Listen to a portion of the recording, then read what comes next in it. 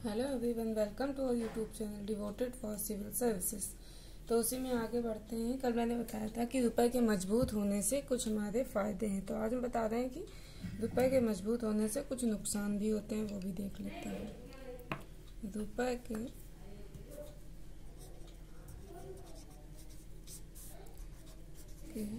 मजबूत होने से कुछ नुकसान। आप लोग फायदे बता सकते हैं जो मैंने आपको कल बताया था। आप बता सकते हैं क्या क्या फायदे हैं। कमेंट सेक्शन में जाके कमेंट करिए कि क्या क्या फायदे हैं। ठीक है, उसके बाद यहाँ आके देखिए कि आपने सही बताया या गलत। वीडियो पॉज कीजिए, जाके लिखिए पहले। तो इसके क्या फायदे हैं। इम्पोर्ट क्या हो जाता है, सस्ता।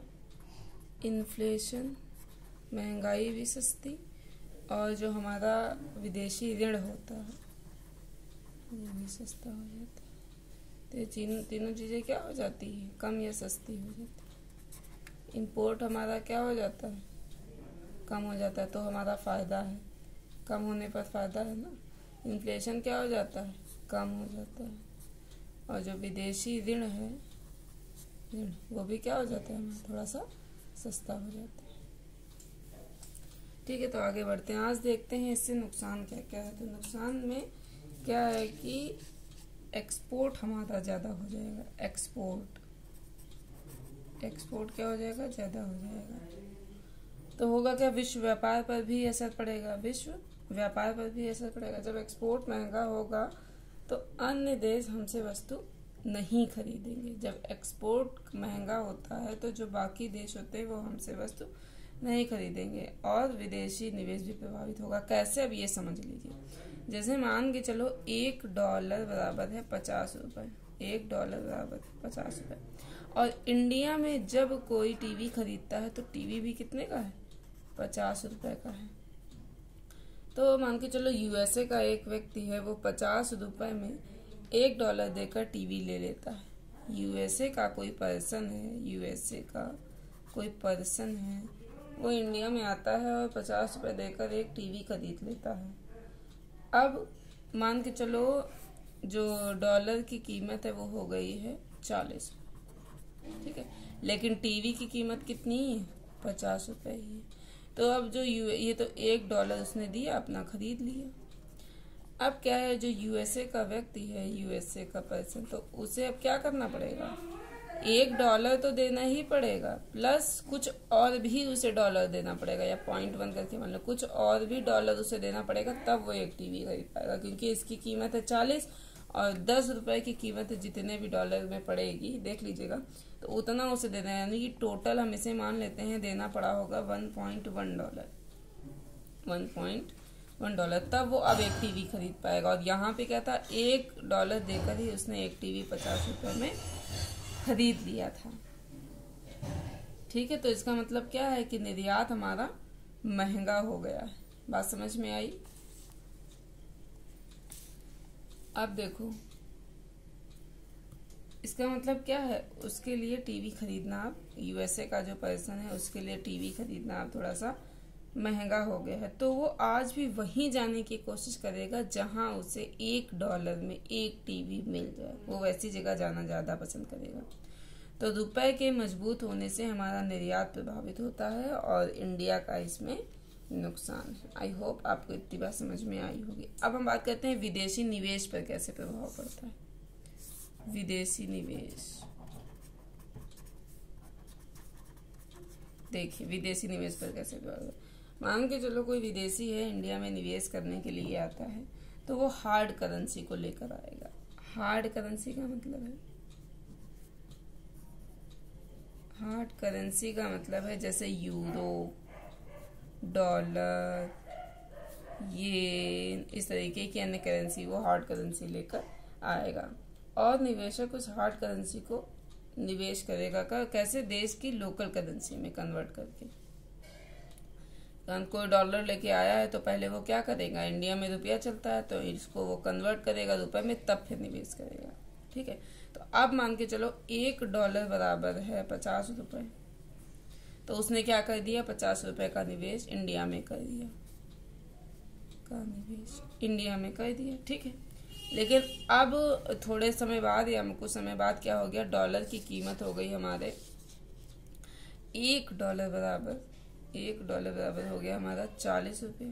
तब वो क्या करेगा, 40 रुपये का निवेश कर देगा। तो किसमें फायदा है, 50 रुपये का उसको निवेश करने में फायदा है कि 40 रुपये के निवेश करने में फायदा है? जाहिर सी बात है उसको 50 रुपये के निवेश करने में फायदा है। तो वो क्या करेगा कि ऐसे देश जाएगा जहां पर $1 के बदले उसको ज्यादा धनराशि मिले, वो वैसे देश जाएगा। अगर इंडिया में अभी तो चलो ये 40 मान के चलो हो गया, अभी आगे चल के मान के चलो इंडिया में $1 की कीमत हो जाए 30 रुपए, तो वो और भी नहीं आएगा, ऐसी जगह निवेश करेगा जहां पे इससे ज्यादा उसे रुपए मिलेगा, या जहां भी उसे बेहतर रुपए मिलेगा वो वहां जाएगा जहां पे ज्यादा रुपए मिलेगा। तो यहाँ पर भी क्या है कि लेकिन क्या है, रुपया तो मजबूत हो रहा है, तो रुपए के मजबूत होने से विदेशी निवेश पर इसका कैसा प्रभाव पड़ रहा है, प्रतिकूल प्रभाव पड़ रहा है। बात समझ में आई आप लोगों को? आई होप आई होगी। ये तो मैंने बता दिया है कि रुपए के मजबूत होने से ये फायदे और ये नुकसान है। अब हम बताने जा रहे हैं कि रुपए के कमजोर होने से नुकसान क्या होता है, रुपए के कमजोर होने से क्या नुकसान है, क्या फायदे हैं।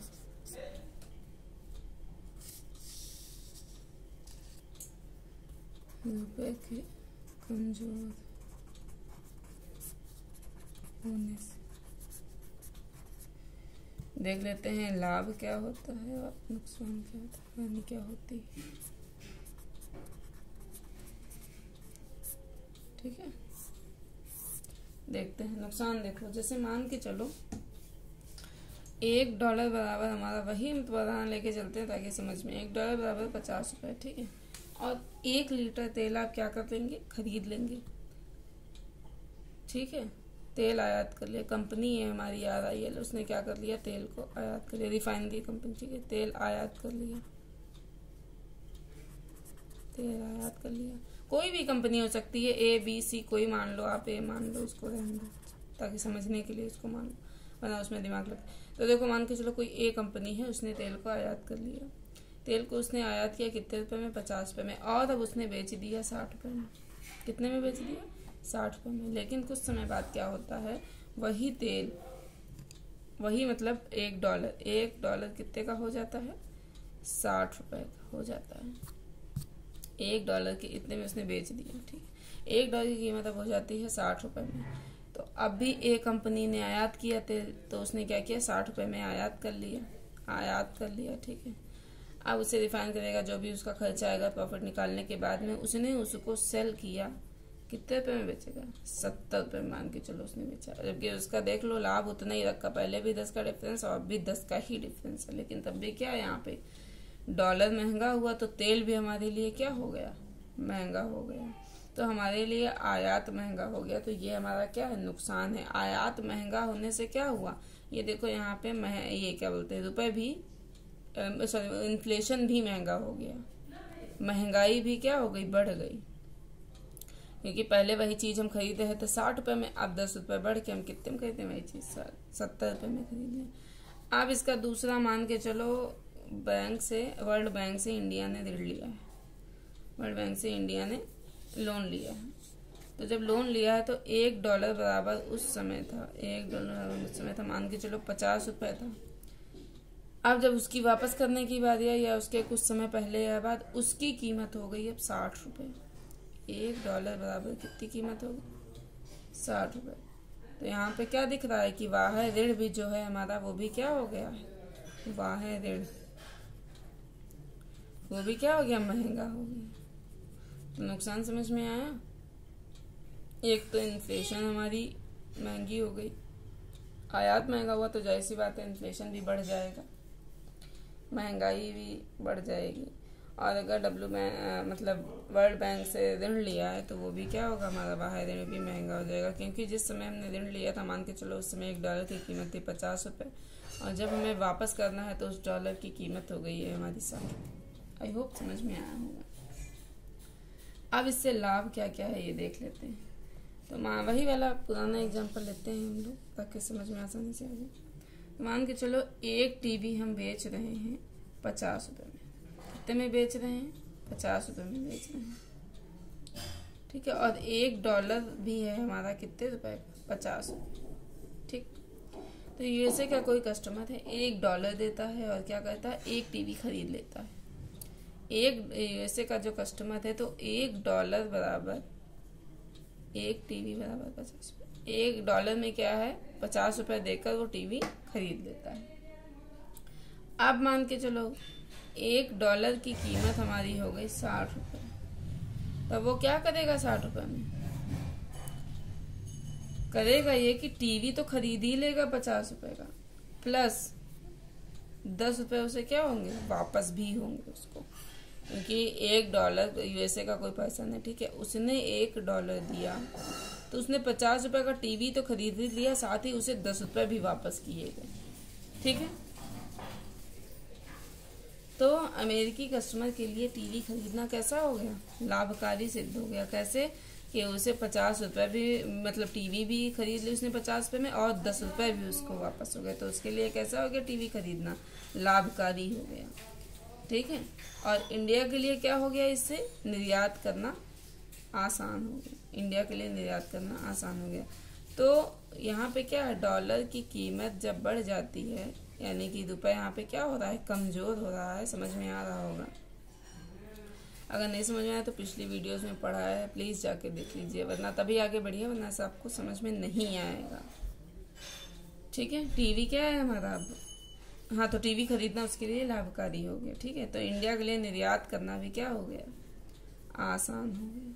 तो इससे क्या होता है? निर्यात को बल मिलता है, या बल मिलता है कह लो, निर्यात अच्छा रहता है, सही रहता है, ठीक है।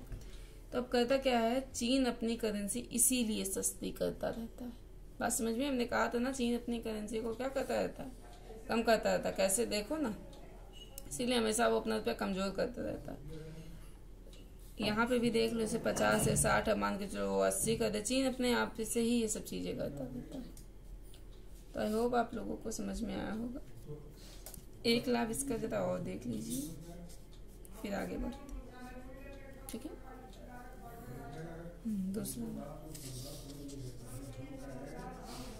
दूसरा देखिए, मान के चलो दूसरा लाभ क्या है कि $1 की कीमत है हमारी 50 रुपये, ठीक है। और विदेशी निवेशक $1 लेके आया, तो उसने क्या कर दिया? 50 रुपये का निवेश कर दिया। क्या किया उसने? 50 रुपये का निवेश कर दिया। अब क्या है? $1 की कीमत मान के चलो फिर से बढ़ गई, हो गई 60 रुपये। तो अब वो क्या करेगा? 60 रुपये का निवेश कर देगा। तो ये फायदा है कि नुकसान है इंडिया के लिए? तो ये दोनों के लिए फायदा है। इंडिया के लिए भी फायदा है और निवेशक के लिए भी फायदा है। आई होप समझ में आया होगा आप लोगों को, ठीक है। तो ये बात समझ में आई होगी। तो अब इसके आगे बढ़ते हैं। इसके आगे मैंने कल आप लोगों को 3 सिस्टम बताए थे। 3 में से आज जो हम पहला शुरू करेंगे उसका नाम है पैक्ड सिस्टम। वो 3 जो मैंने बताए थे, फ्री फ्लोट सिस्टम था, clean float system, free float या क्लीन फ्लोट सिस्टम यानी कि स्वतंत्र प्रवाह प्रणाली, मैनेज्ड फ्लोट सिस्टम या डर्टी फ्लोट सिस्टम, फिर है पैक्ड सिस्टम, ठीक है। तो पैक्ड को पैक्ड ही कहते हैं। तो आज हम यही अभी पढ़ाने वाले हैं, पैक्ड सिस्टम क्या होता है। पैक्ड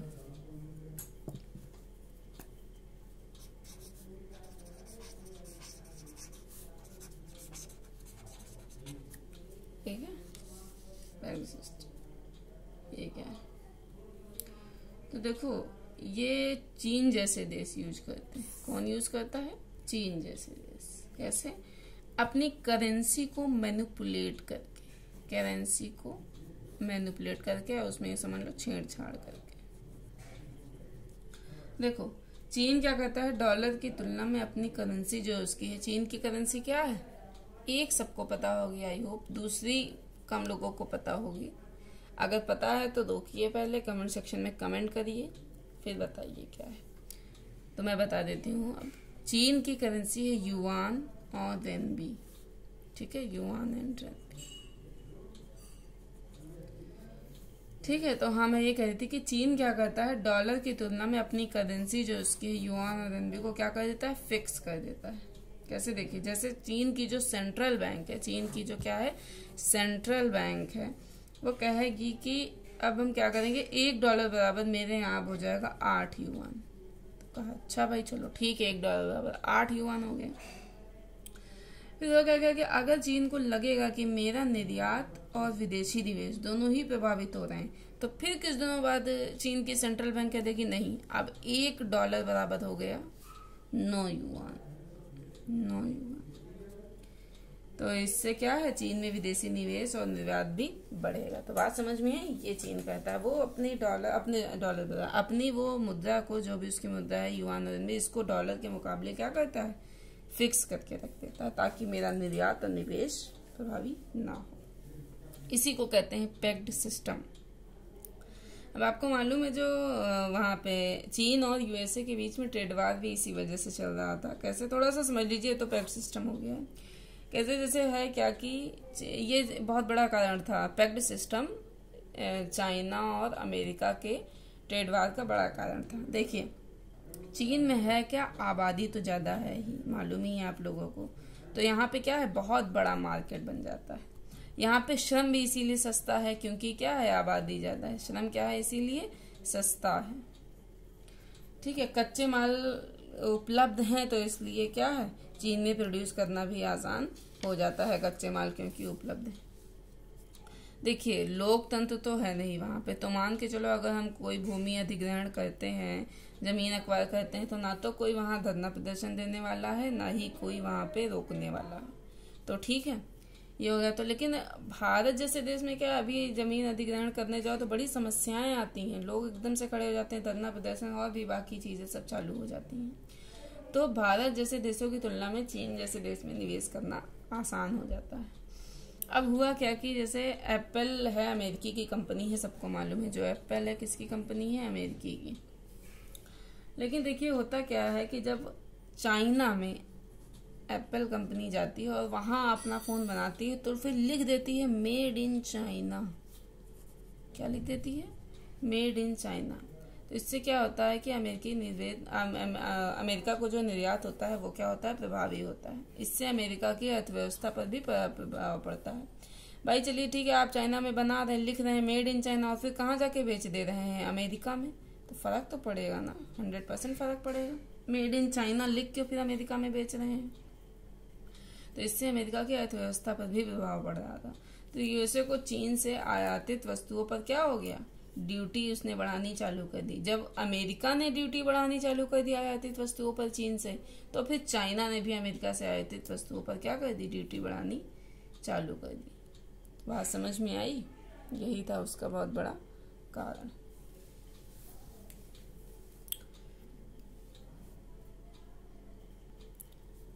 तो ठीक है, आज के लिए इतना ही रखते हैं, फिर नेक्स्ट वीडियो में मिलते हैं। इसके आगे जो 2 सिस्टम बचे हुए हैं, फ्री फ्लोट सिस्टम बचा है और दूसरा बचा है मैनेज्ड फ्लोट सिस्टम, स्वतंत्र प्रवाह प्रणाली और प्रबंधित प्रवाह प्रणाली। तो इसको लेकर के नेक्स्ट वीडियो में आते हैं, और ये मॉनेटरी पॉलिसी का लास्ट वीडियो होगा जो कल मैं बताऊँ, जो कल मैं अपलोड करूँगी। फिर उसके बाद में शुरू करेंगे मॉनेटरी पॉलिसी। ठीक है, रखते हैं, धन्यवाद, थैंक यू।